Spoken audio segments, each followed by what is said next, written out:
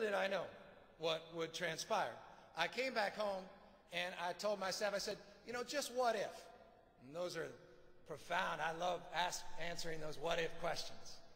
Question of my life, what would you do if you knew you could not fail? That's a question I ask myself all the time. In fact, you come to my office, you'll see a big plaque that says, what would you do? What would you try to achieve? Who would you try to become if you knew you could not fail? And so be reminded of those words when I came back.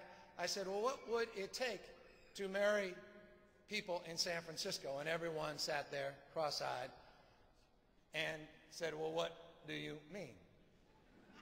And what are you suggesting? Now, I was very proud. I had the first openly gay chief of staff in San Francisco history. And he, in particular, was concerned. And he said, well, it just simply can't be done. I said, well, why don't we do this? Why don't we have a letter to our county clerk and ask her? We're a city and county ministers' marriage licenses, and so I simply asked her to come back. Now, I assumed that it would be months before she came back with some very complicated legal opinion, explaining why it couldn't be done or could be done and what the risks were, etc.